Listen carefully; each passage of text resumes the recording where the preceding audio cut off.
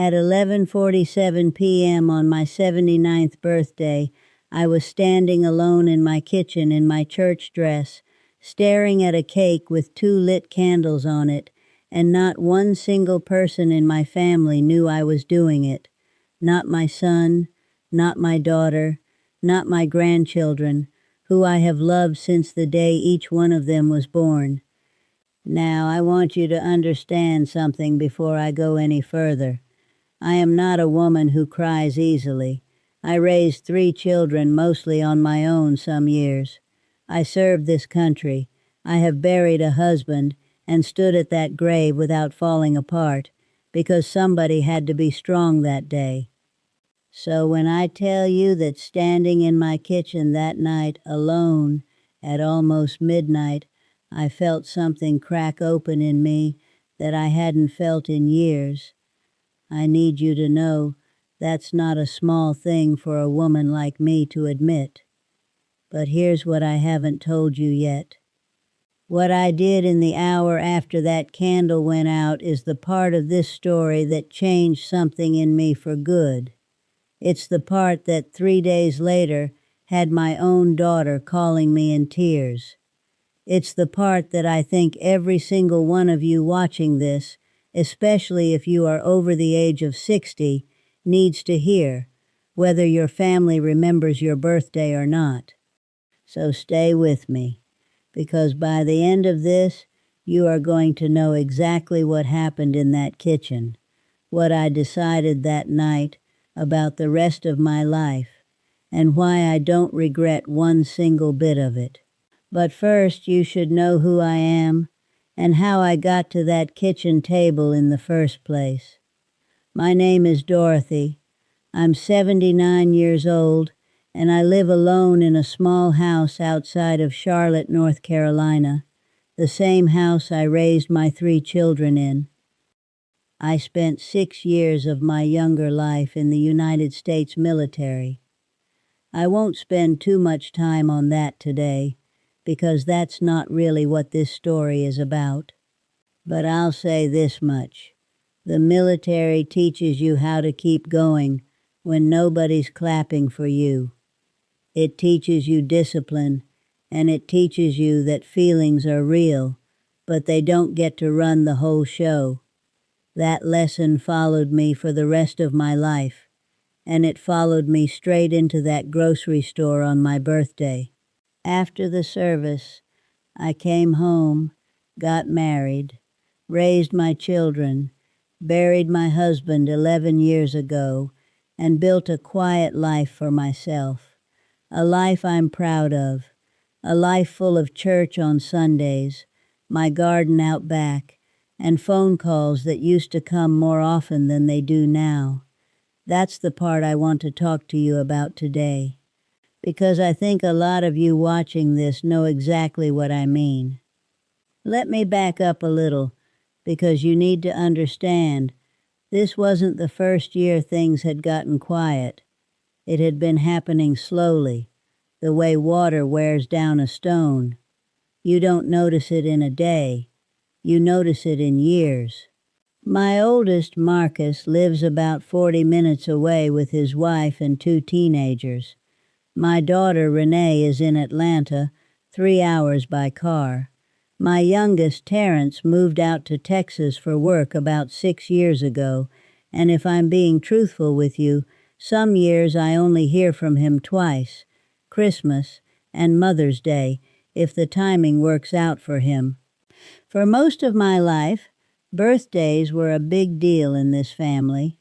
When the kids were young, I made sure of it.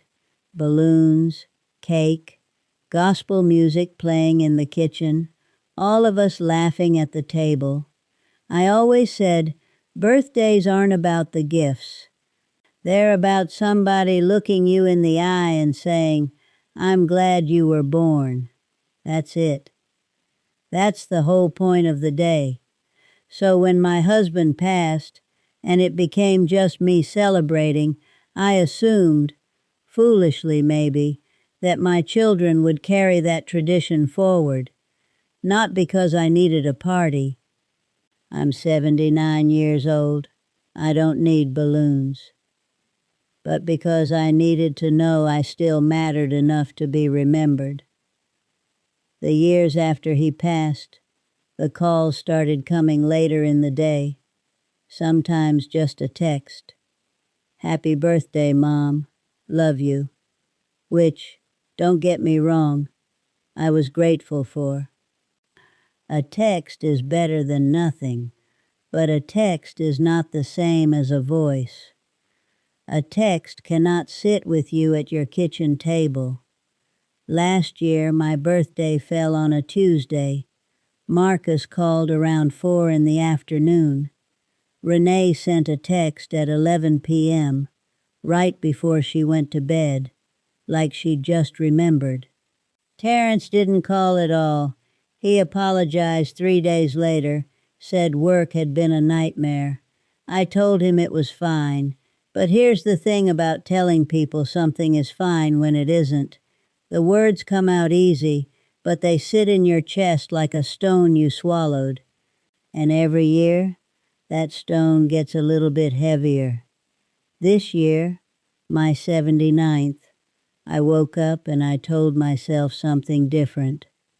I said, Dorothy, don't expect anything. Expectation is the door. Disappointment walks through. I've heard that phrase somewhere over the years, and it stuck with me, because it's true. If you don't expect the door to open, you can't be hurt when it stays shut. So I made my coffee. I watered my ferns on the back porch. I got dressed, nice, mind you, because even if nobody else was going to celebrate me, I was going to look presentable for myself.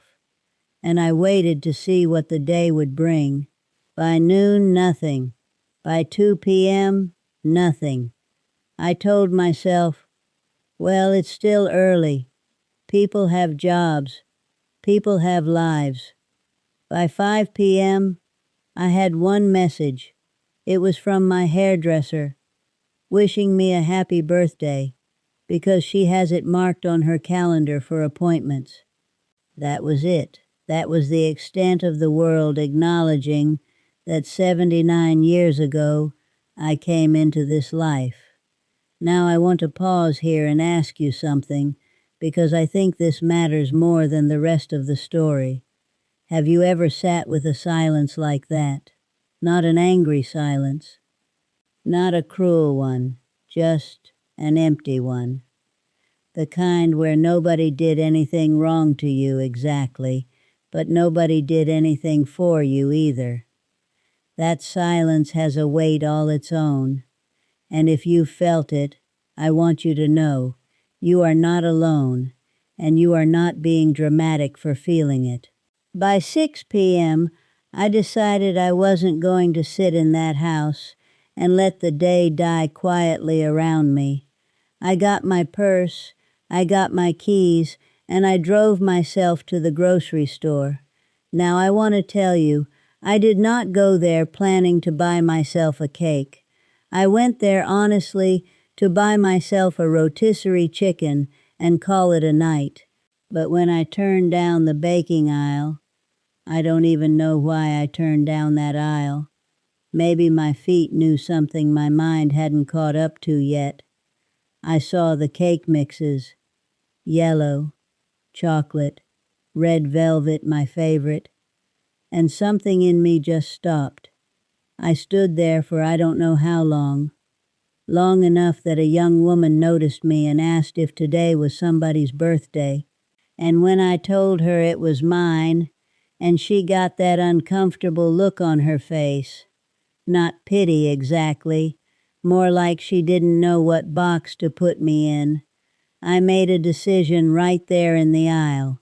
I said, out loud to myself, well, Dorothy, if nobody else is going to celebrate you today, you're going to celebrate yourself. I bought the red velvet cake mix. I bought cream cheese frosting. I bought one of those little candles shaped like the number 7 and one shaped like the number 9. I bought a card. Yes, I bought myself a birthday card. And if that sounds silly to you, I want you to sit with why it sounds silly, because I don't think it should. I drove home with that cake mix sitting in the passenger seat like it was a person keeping me company. And when I got home, I put on my apron, the same one I've had since 1988, and I baked myself a cake. Let me tell you something about baking a cake alone. It is a different kind of quiet than sitting alone. When you're baking, your hands are busy, your mind has a job to do, and grief has a much harder time getting a word in when you're measuring flour and cracking eggs. There's a rhythm to it. Mixing, pouring, waiting. It's almost like prayer, if you let it be.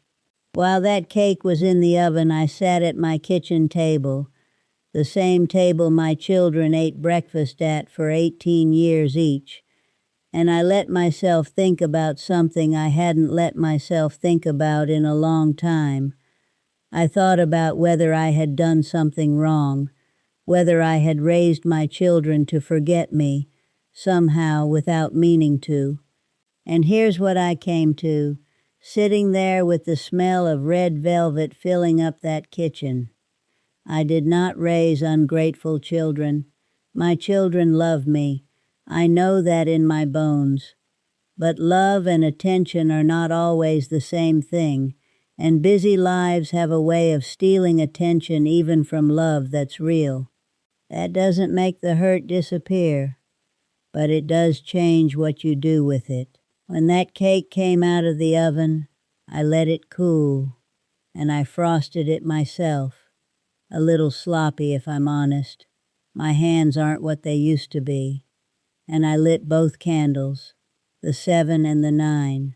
And then I did something I want to tell you about, because I think it's the most important part of this whole story. I did not sing happy birthday to myself in silence. I called my church friend, Miss Evelyn, who's 74 and lives 2 streets over, and I said, "Evelyn, I know it's late, but would you come sit with me? I baked myself a cake, and I don't want to blow these candles out alone." She was at my door in 15 minutes, in her robe, mind you, with her hair wrapped, because that's the kind of friend she is. She didn't stop to fix herself up, she just came. We sat at that table, 2 old women, and she sang happy birthday to me in that raspy alto voice of hers, off-key and beautiful, and I blew out my candles, and we ate cake at 8:30 at night, and we laughed until my stomach hurt about things I won't even bother telling you because you had to be there. And here's what I realized. Sitting at that table with my friend, eating cake that I had baked with my own 2 hands, my family forgot my birthday, but I did not spend my birthday alone. Those are 2 very different things, and for years I had let myself believe they were the same. I think a lot of us, especially at our age, fall into a trap. We believe that if our children don't show up, the day is ruined. We believe that our worth is measured by how many people remember to call us.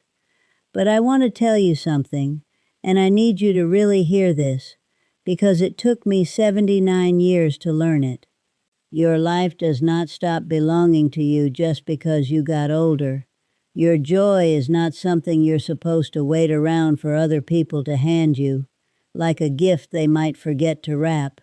You are allowed, at 65, at 79, at 90 years old, to be the one who shows up for yourself when nobody else does. That's not bitterness. That's not giving up on your family. That's just wisdom. That's what the years are supposed to teach you, if you let them.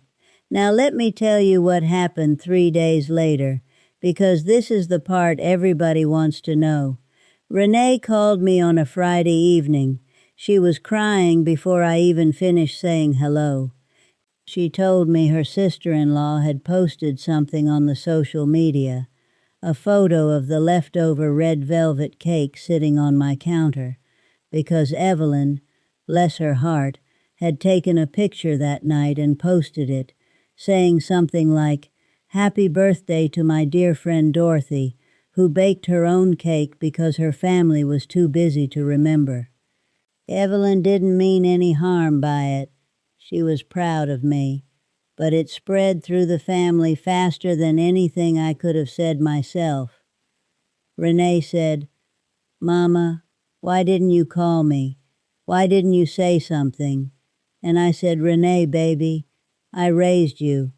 I didn't raise you to have to remind you I exist." That might sound harsh to some of you. I don't mean it as an attack. I mean it as the truth, because here's the thing about reminding people to love you. Once you have to ask for it, some of the sweetness goes out of it.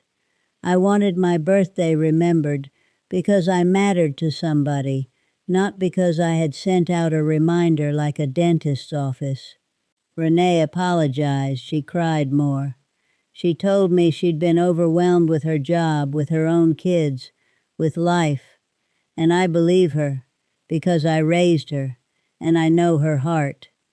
Marcus called the next day, apologizing too, saying he'd meant to call and the day got away from him. Terrence, my youngest, didn't call until almost a week later, but when he did, he said something that stuck with me. He said, "Mama, I've been so busy trying to build a life for my family, I forgot I already have one. You. I don't tell you this part to make you feel like everything got wrapped up neatly with a bow.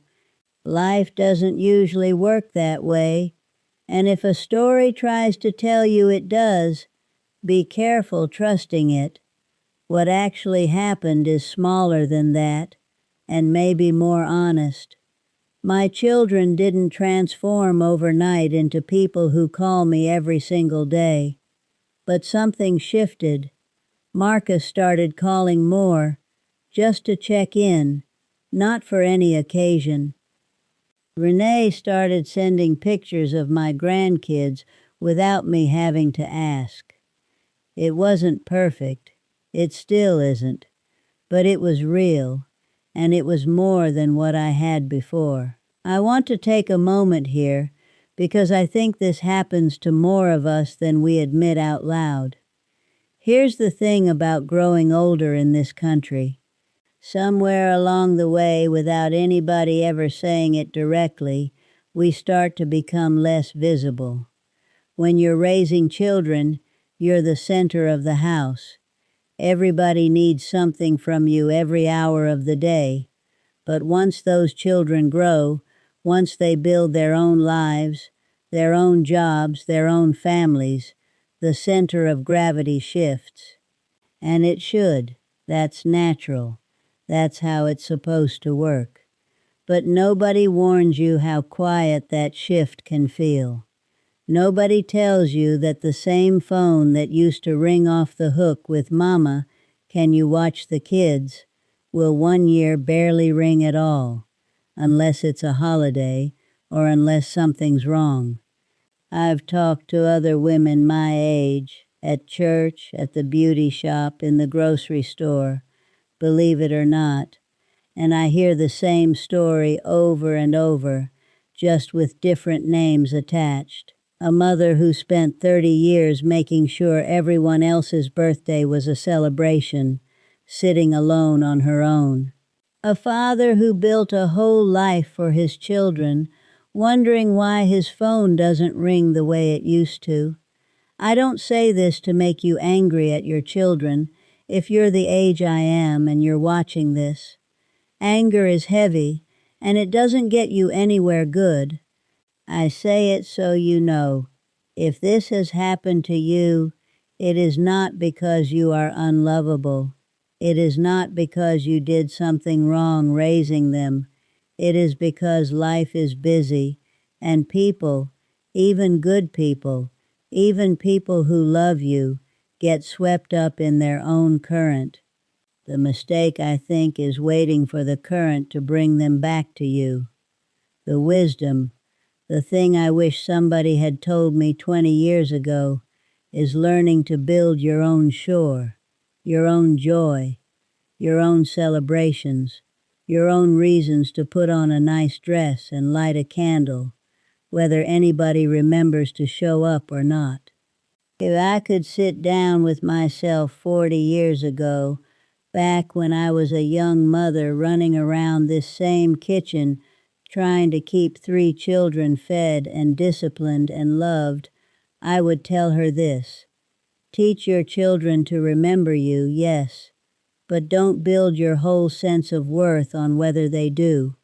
Because one day you will be 79 years old, standing in a grocery store aisle, and the only person you can absolutely count on to celebrate you is you.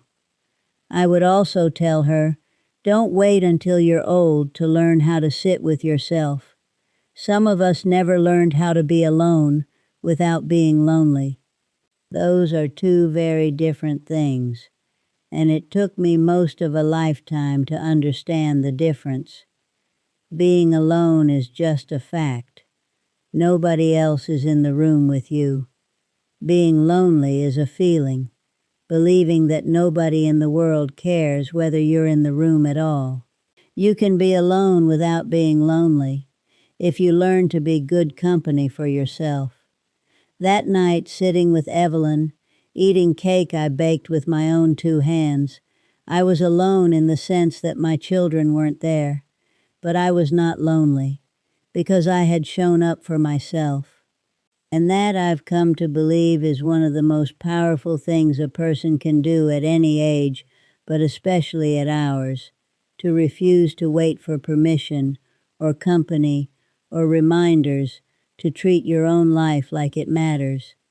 So let me bring this back around to where I started, standing in that baking aisle with a box of cake mix in my hands.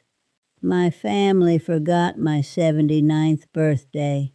That is a true fact, and it hurt, and I won't sit here and tell you it didn't, but I did not let that be the whole story of that day.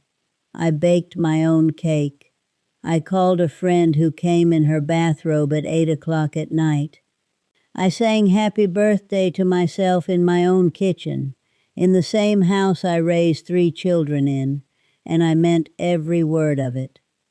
If you are watching this today and you've had a birthday like mine, quiet, overlooked, maybe even painful, I want you to hear me say this clearly. You are not too old to matter. You are not too much trouble to be remembered. And if the people around you are too busy this year, that does not mean you are unworthy of celebration.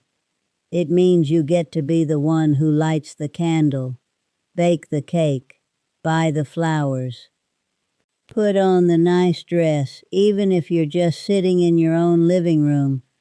Call the friend who will come in her robe, because at the end of the day, the years we have left are too precious to spend waiting on a phone that might not ring.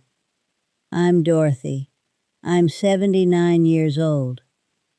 And I promise you, next year, whether anybody remembers or not, there will be cake in this kitchen, and there will be candles, and I will blow them out myself if I have to, because I have decided, once and for all, that I am worth celebrating. If this story meant something to you, I'd love for you to stay a while longer, because I have more stories to tell you about family, about faith, about the things nobody prepares you for when you get older. And I think, if you're here, some part of you needed to hear this one today. Take care of yourself. I mean that, truly.